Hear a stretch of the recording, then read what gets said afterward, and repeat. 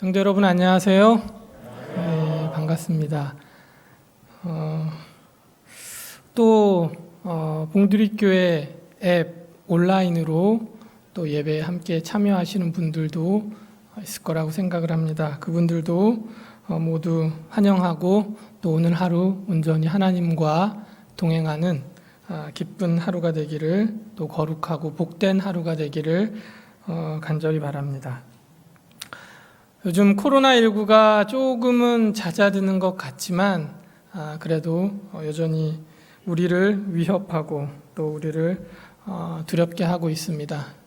그럼에도 불구하고 대면 이렇게 함께 모이는 예배에 참여해 주신 우리 모든 성도들을 하나님께서 지켜주시고 또 보호하시며 기쁨과 평안으로 여러분에게 가득 채워주시기를 간절히 소망합니다.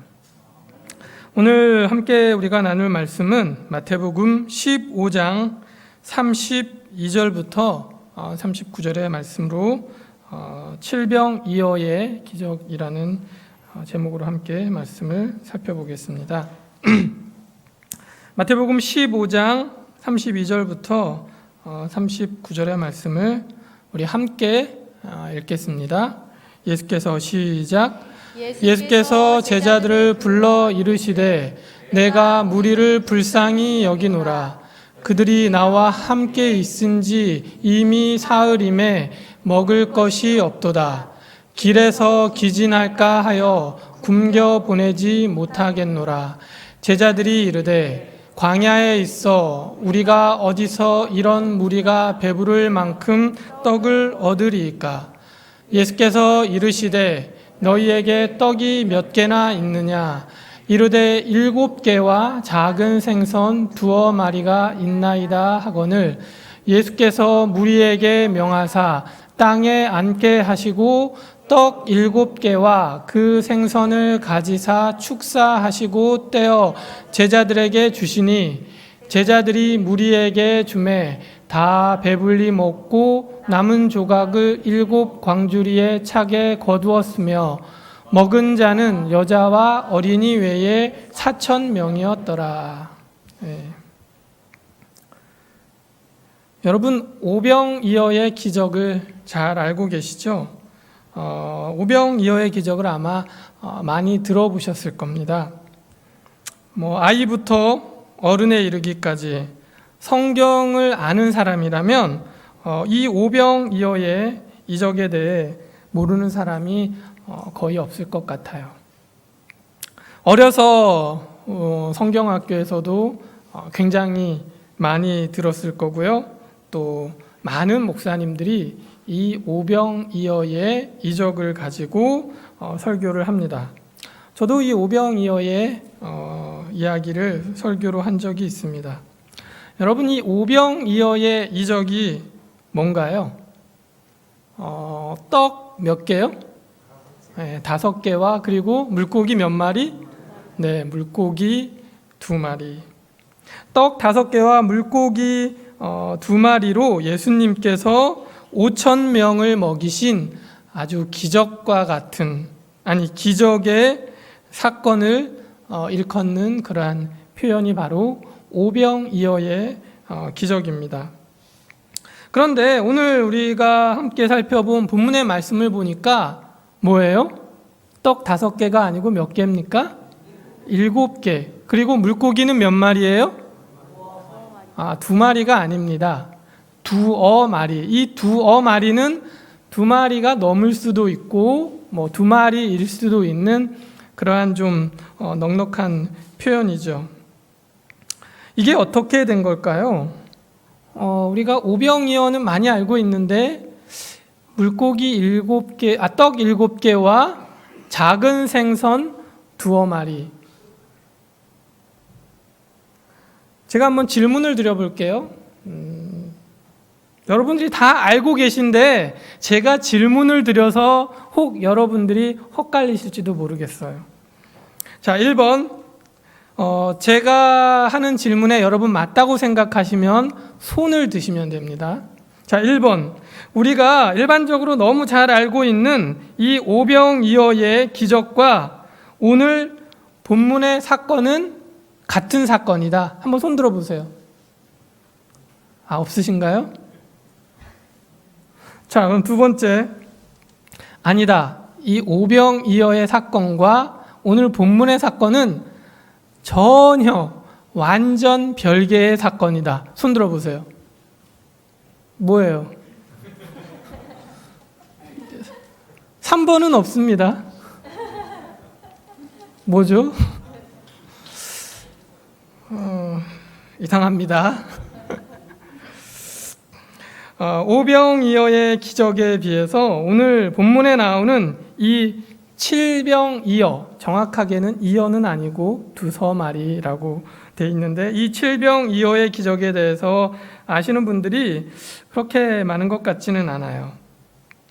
오병이어의 기적은 마태복음, 마가복음, 누가복음, 요한복음, 이 4복음서에 모두 기록이 되어 있습니다.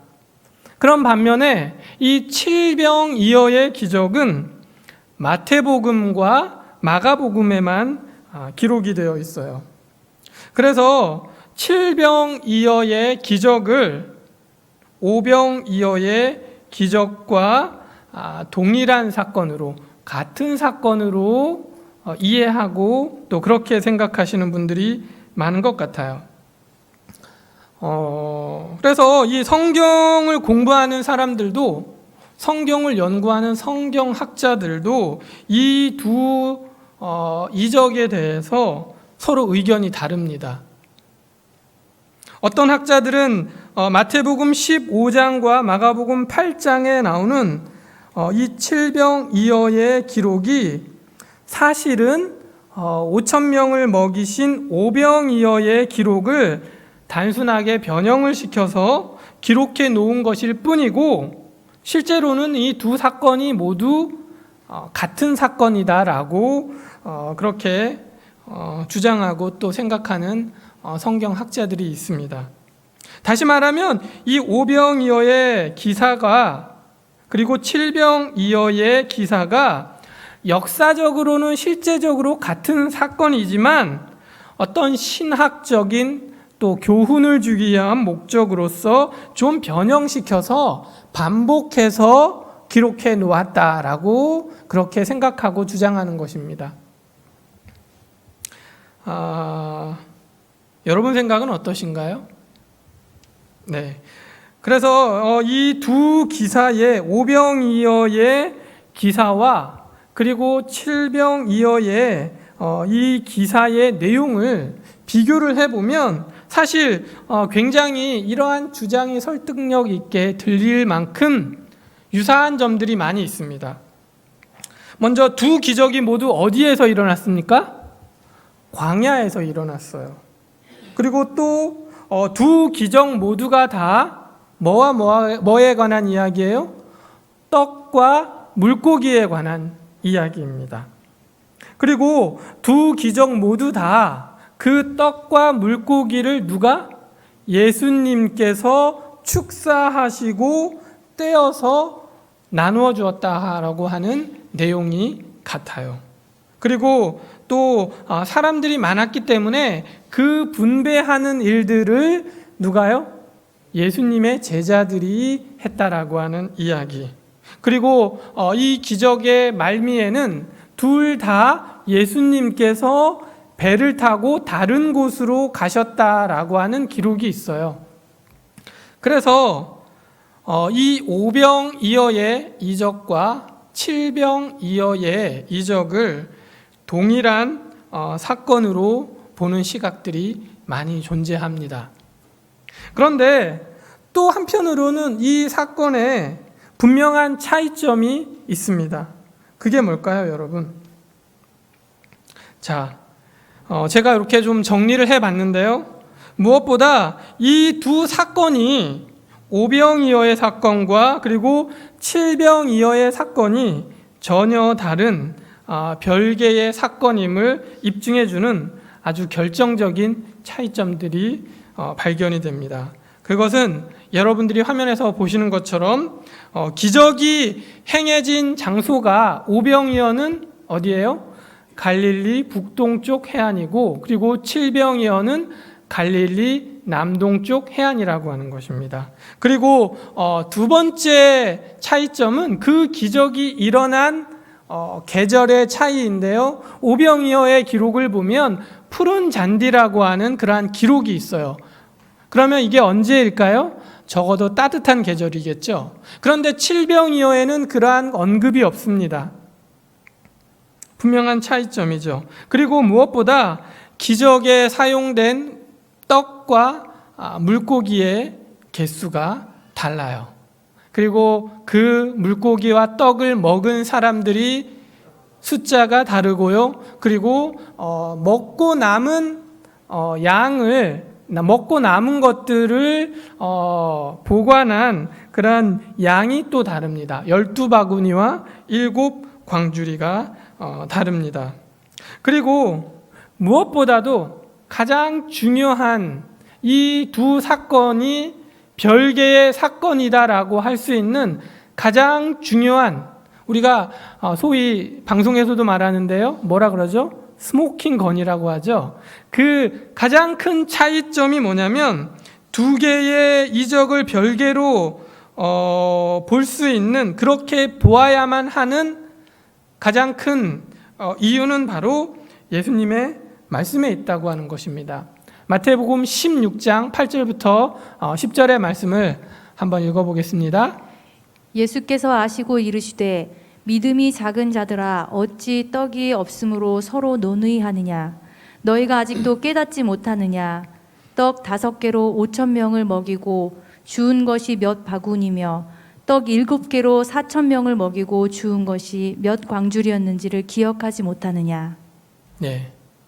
일부 성경을 비평적으로 해석하고 성경의 기적과 성경의 기록들을 말씀 그대로 믿지 않는 많은 사람들이 이 두 사건을 동일한 사건이라고 주장을 하고 그렇게 생각을 합니다. 그런데 누가요? 예수님께서 분명하게 이 두 사건을 어떻게 해요? 별개의 사건으로 말씀하고 계시다고 하는 사실입니다. 자, 여러분, 제가 이렇게 서두에 오병이어의 기적의 사건과 그리고 칠병이어의 기적의 사건이 다름을 설명하고 이 두 사건이 별개의 사건이다 라고 하는 그러한 차이점과 이 사건의 별개적인 그러한 부분들을 설명하는 이유가 있습니다.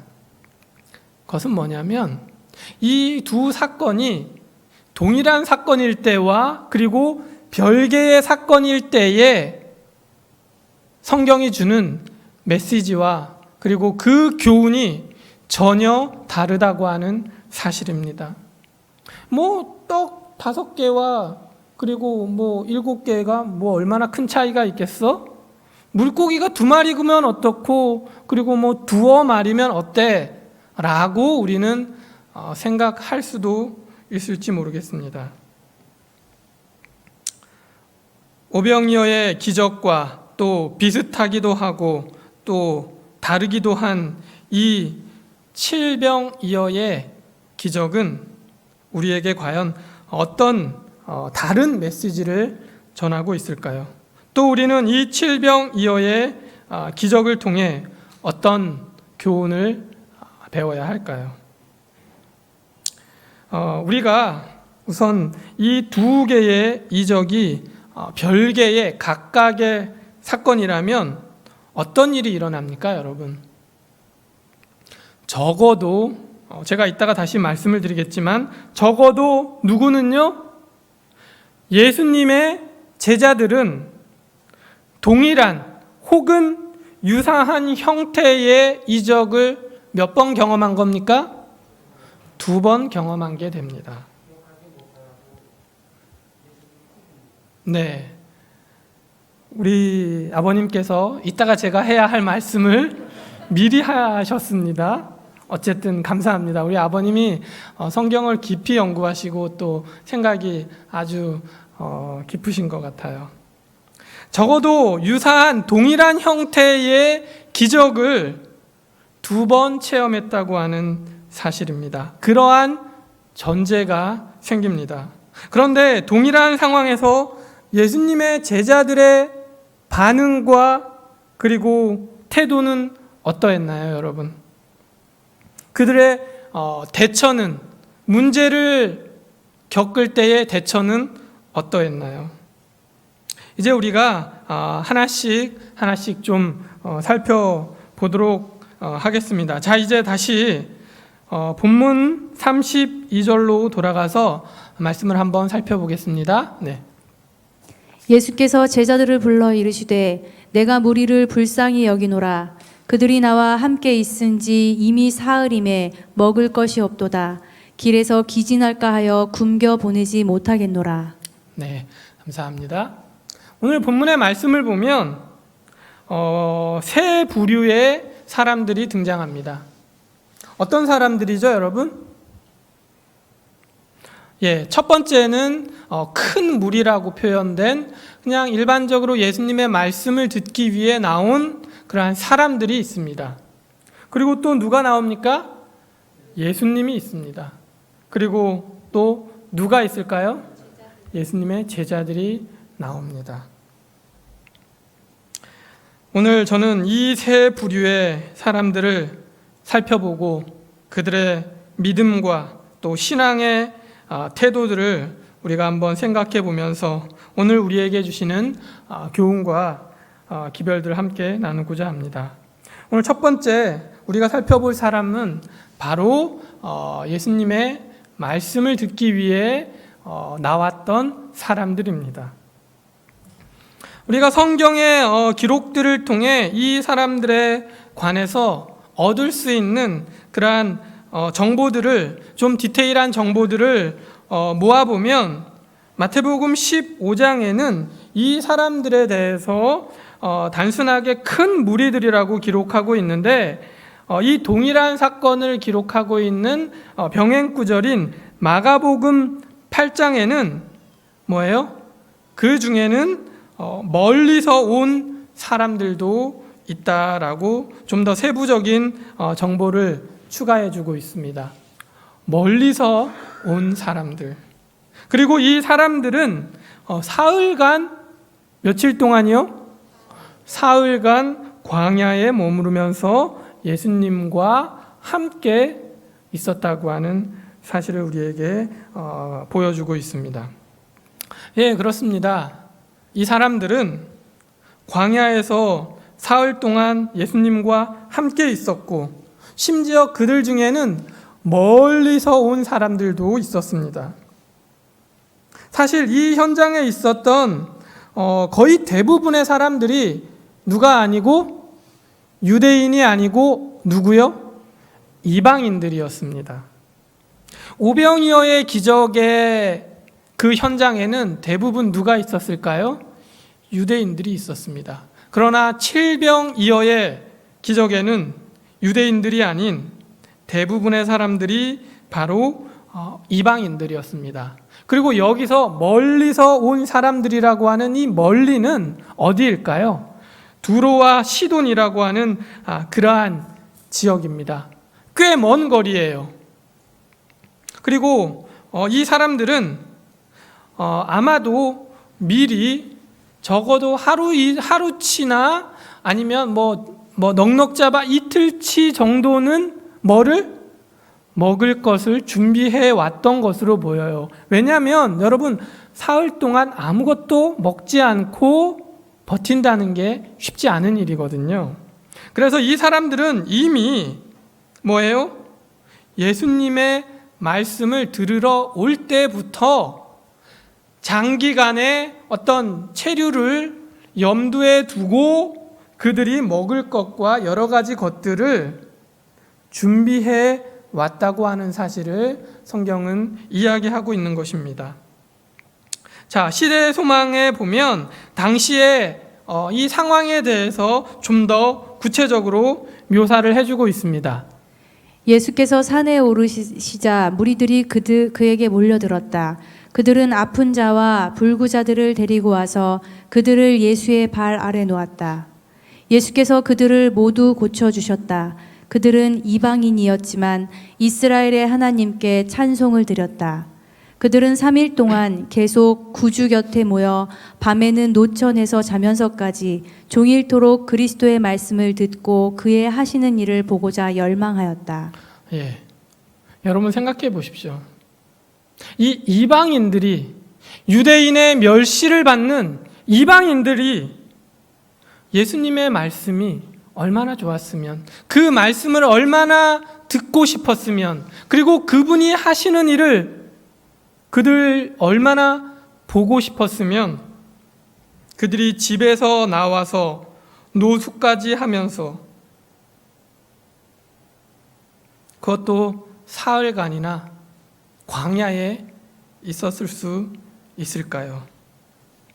유대인도 아닌 이방인들이 하루도 아니고 이틀도 아니고 사흘씩이나, 그 또 집도 절도 없는 그러한 텅 빈 광야에서 예수님의 말씀을 듣고 그분의 하시는 일을 보고 있었다고 하는 사실입니다. 비록 그들은 이방인이었지만 말씀과 예수님께 대한 갈급함이, 그 열정이 그들에게 있었다고 하는 사실입니다. 여러분, 오늘 우리에게는 그 예수님의 말씀과 그분의 행동에 대한, 그분의 가르침에 대한 갈급함이 우리에게는 있습니까?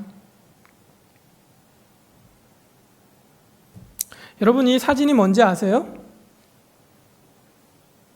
이 사진이 뭘까요, 여러분?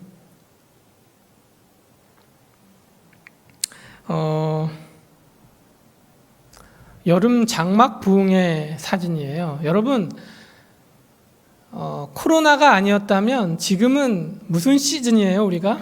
소위 말하는 장막 부흥의 장막회 시즌입니다. 제가 연합회에서 일을 한 지 지금 19년, 거의 20년이 다 되어 가는데요. 제가 90년대 후반과 그리고 2000년대 초반에 각 합회별로 장막 부흥회가 참 많았습니다. 그래서 제가 여름이면 거의 합회를 다 돌아다니면서 밖에 나가서 살다시피 했습니다. 합회별로 각 지역에서 모인 성도들은 야영장에 텐트를 치거나 혹은 숙소에서 머물면서 새벽부터 또 저녁까지 말씀을 듣고 또 간증을 하고 찬양을 하고 며칠을 그렇게 보냈습니다. 그때는 사실 그게 우리 교우분들, 성도들은 가장 중요한 그리고 가장 큰 휴가 계획이 아니었을까 하는 그런 생각을 합니다. 저도 촬영을 하거나 행사에 스텝으로 혹은 강사로 참여를 하면서 숙소가 없을 땐 학교의 기숙사나 혹은 또 주변의 모텔에서 잠을 자면서 집회에 참여하기도 했었습니다. 그런데 요즘은 그렇게 하고 싶어도 못하는 것 같아요.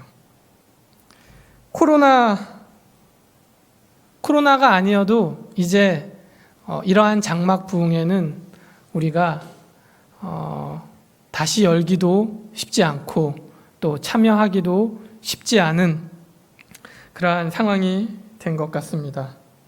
장막 집회 자체가 사라져가거나 또 축소되고 있습니다. 시대의 흐름이라고는 하지만 왠지 허전하고 또 섭섭합니다. 제가 요즘에 이런 얘기를 하고 이런 생각을 하는 것을 후배들이나 혹은 주변 사람들에게 얘기를 하면 저보고 그런 얘기를 해요. 나이도 별로 안 됐는데 젊은 꼰대라고. 이게 꼰대의 생각일까요, 여러분? 요즘에는 장막 부흥회도 뭐로 해요, 여러분? 온라인으로 합니다.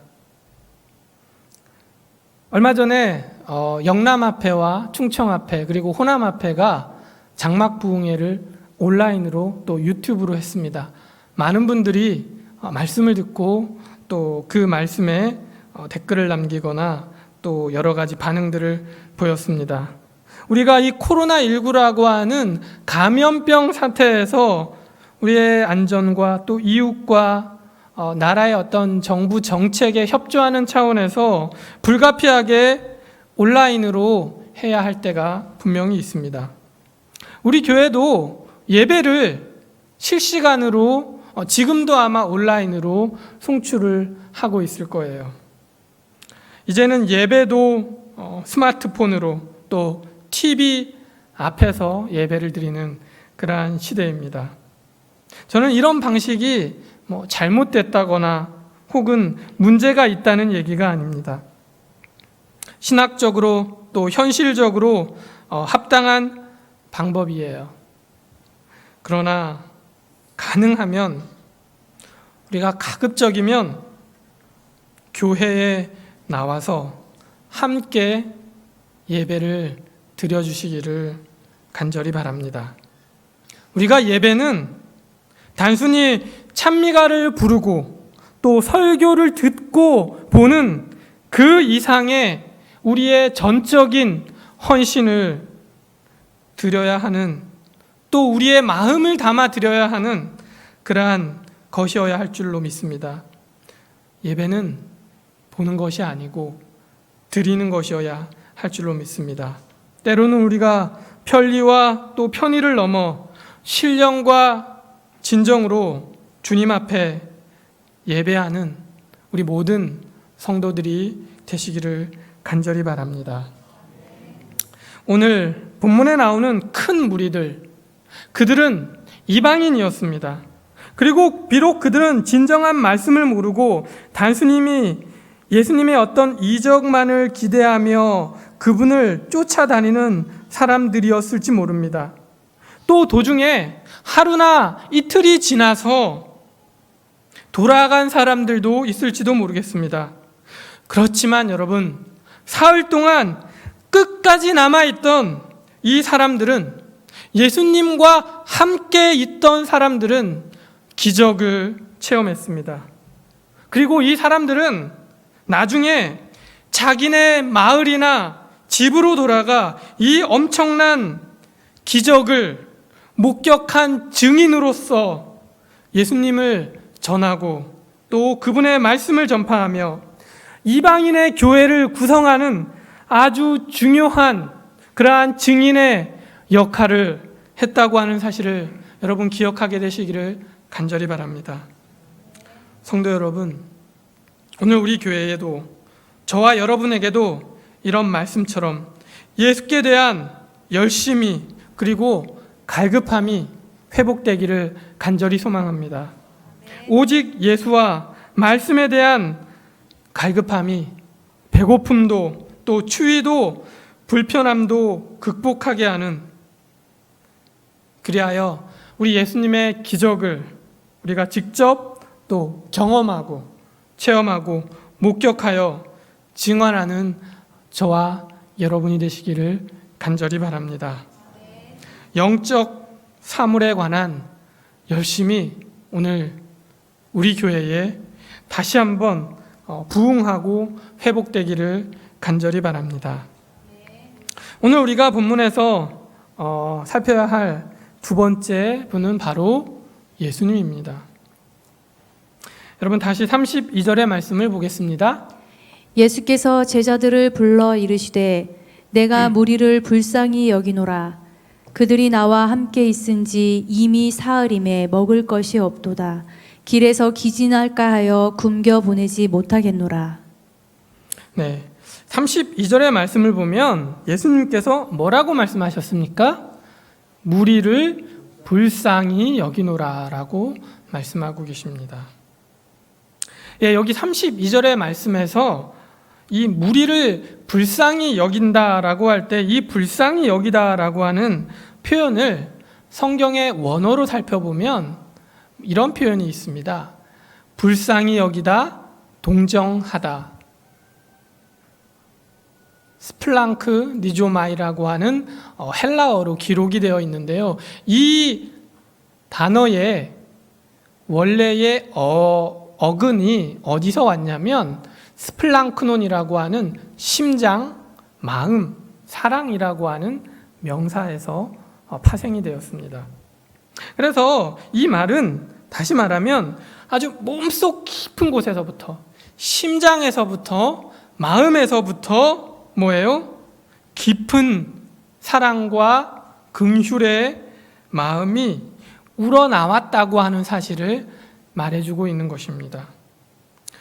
예수님의 말씀을 듣기 위해 사흘 동안 함께 있어서 먹을 것이 없어진 무리들을 보시면서 예수님은 아주 가슴 깊숙한 곳에서부터 불쌍함과 동정을 느꼈다고 하는 사실입니다.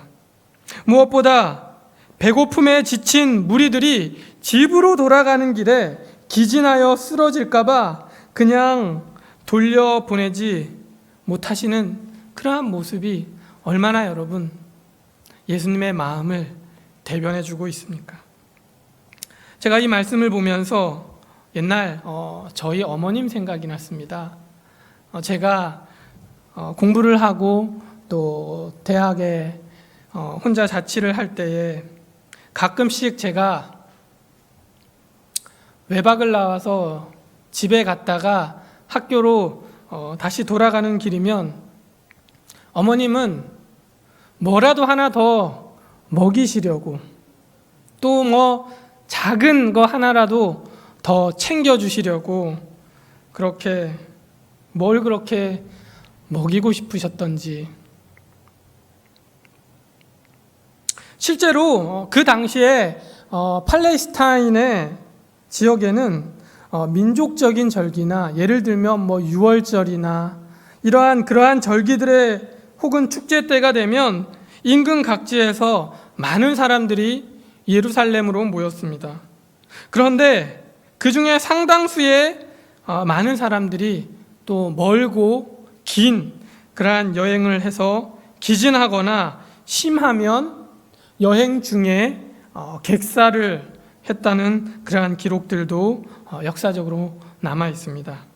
그 시대에 그런 현실적인 그러한 상황을 두고 보자면 예수님의 그러한 걱정이 거기에 기적의 현장에 왔던 사람들에 대한 마음의 걱정이 단순한 기후가 아니라 실제적인 그러한 문제를 걱정했던 것임을 보여주기도 있기도 합니다. 여러분, 우리가 말씀을 좀 자세히 살펴본 사람들은 이미 눈치를 채고 계실지도 모르겠지만 오병이어의 기적에서 5,000명을 먹이실 때는 누가 먼저요? 누가 먼저? 제자들이 먼저 예수님께 나와서 무리들의 먹일 것을 이야기합니다. 그런데 여러분, 칠병이어의 기적에서는 누가요? 예수님이 먼저 적극적으로 사람들을 먹이기 위해서 제자들에게 말씀을 하시고 또 그들에게 어떤 대책을 요구하시는 그러한 모습을 보고 있습니다. 성도 여러분, 예수님께서는 결코 배고픈 무리들을 그냥 돌려보내지 않으십니다. 다 먹여주시고 또 챙겨주시고 책임져 주신다고 하는 사실입니다. 이 사건이 우리에게 주는 중요한 메시지는 바로 예수님께서 우리의 필요를 잘 알고 계신다고 하는 사실입니다. 그것도 예수님께서 먼저 알고 계신다고 하는 사실입니다. 그리고 그러한 필요가 채워지지 못하는 인간의 부족과 고통을 예수님께서는 불쌍히 여기신다는 사실입니다. 사랑하는 성도 여러분, 그렇습니다. 주님은 오늘도 저와 여러분의 실제적인 필요에 관심을 갖고 계심을 기억하시기 바랍니다. 우리가 살면서 우리의 생존에 필수적으로 그리고 절대적으로 필요한 것들이 부족하거나 없어서 우리가 어렵거나 또 힘에 겨울 때 그 모습을 보는 우리 주님께서는 우리보다 더 안타까워하시고 또 그분의 심장으로 우리를 불쌍히 여기고 계시다고 하는 사실을 여러분 기억하시기를 바랍니다. 주님께서 분명히 우리의 간구를 들으시고 또 우리의 필요를 채워주실 줄로 믿습니다. 무엇보다 우리의 영적인 갈구를, 영적인 필요를 채워주시고 또 채워주심을 우리가 주님께 구하는 저와 또 여러분이 되시기를 간절히 바랍니다. 이제 마지막으로 우리가 살펴볼 세 번째 부류의 사람들은 바로 예수님의 제자들입니다. 제가 순서를 사람들, 예수님, 그리고 제자들 이 순서로 정한 데는 어떤 이유가 있을까요, 여러분? 무슨 이유가 있을까요? 별다른 이유 없습니다. 제가 중요하게 생각했기 때문에, 그리고 제가 제자들에 대해서 좀 더 얘기하고 싶었기 때문입니다. 33절의 말씀을 보겠습니다. 제자들이 이르되 광야에 있어 우리가 어디서 이런 무리가 배부를 만큼 떡을 얻으리이까? 예, 제가 계속 설명을 드렸는데요.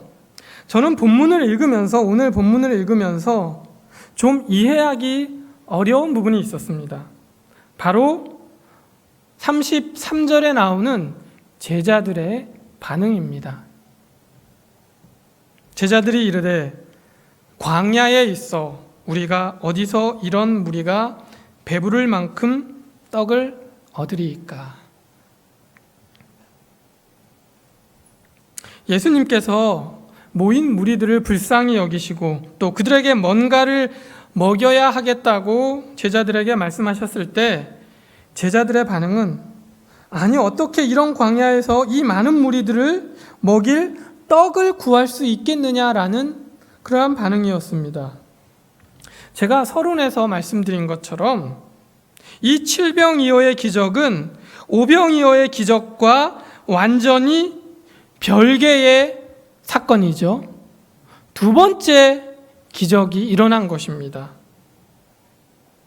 그리고 제자들은 이미 5병2호의 기적을 한번 경험을 했습니다.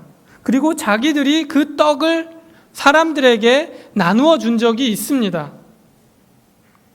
그래서 제자들이 다시 예수님께 이런 질문을 한다는 게 저는 이해가 안 갔습니다. 제자들이 과연 오병이어의 기적을 잊었을까요? 단순히 기억의 망각이 그들에게 이런 반응을 하게 한 이유였을까요?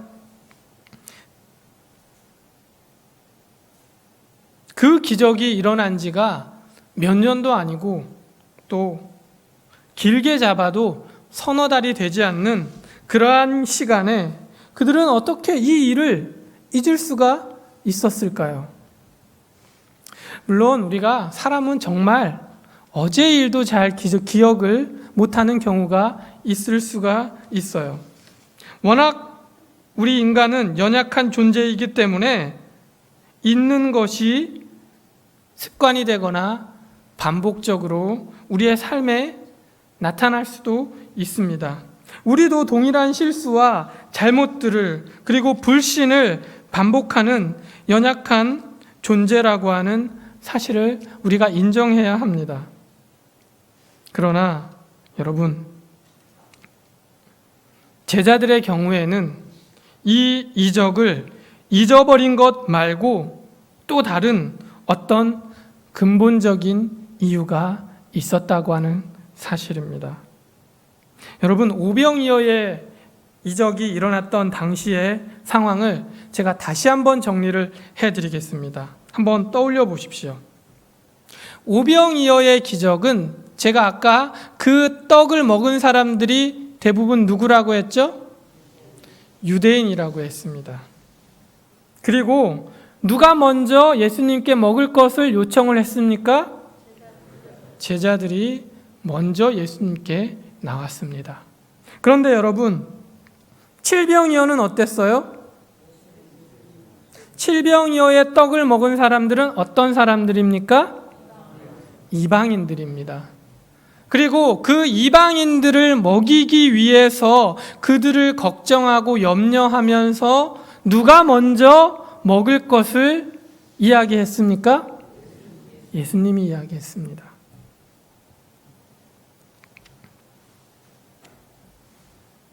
칠병이어의 사건은 예수님의 말씀을 듣던 이방인들이 필요한 기적이었습니다.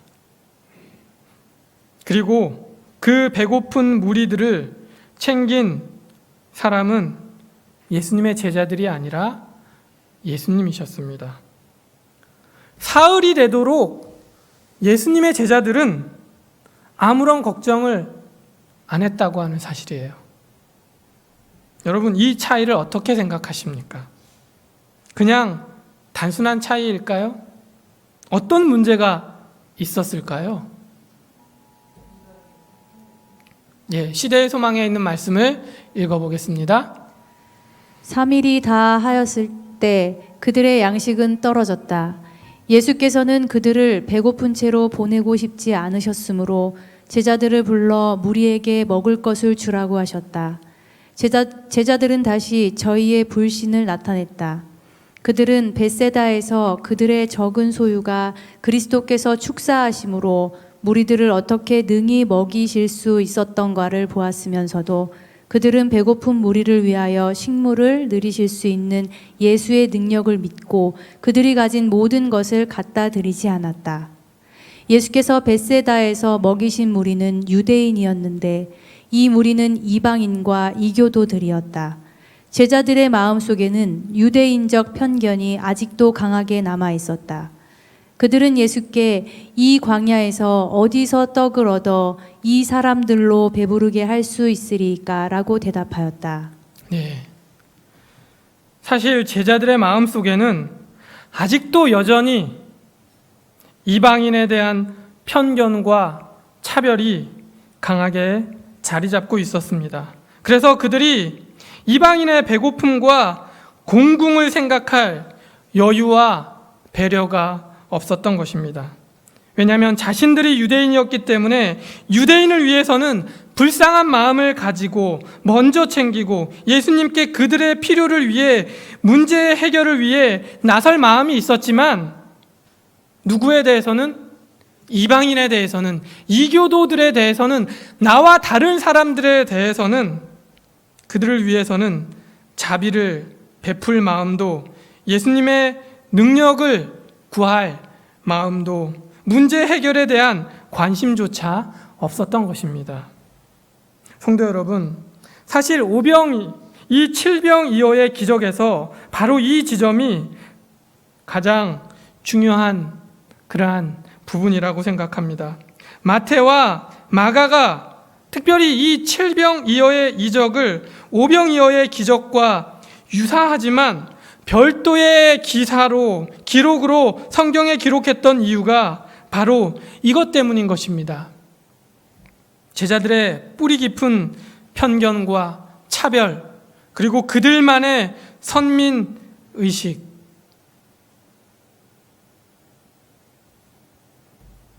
오늘 우리에게도 이러한 편견과 이러한 차별과 이러한 선민의식이 우리에게 있지 않은지 오늘 우리 자신을 다시 한번 살펴보게 되기를 간절히 바랍니다. 이제는 우리가 교회가 예수님께서 말씀하시기 전에 먼저 나서서 우리가 예수님의 마음을 가지고 사람들을 불쌍히 여기고 저들의 필요를 살피고 또 보듬고 그들을 위해 우리가 예수님께 간구하고 또 탄원해야 할 줄로 믿습니다. 우리의 생각 속에 혹 우리의 마음 속에 아직도 남아있는 여러 가지 편견과 차별 그리고 선민의식을 우리가 이제는 깨어내고 먼저 우리의 이웃에게로 나아가라는 우리 예수님의 명령을, 그분의 말씀을 우리가 마음속 깊이 새기고 또 우리에게 주시는 기별임을 깨닫고 말씀으로 순종하며 또 믿음으로 나아가는 저와 우리 모든 봉드리 교회 성도들이 되시기를 간절히 바라며 오늘 말씀을 마치겠습니다.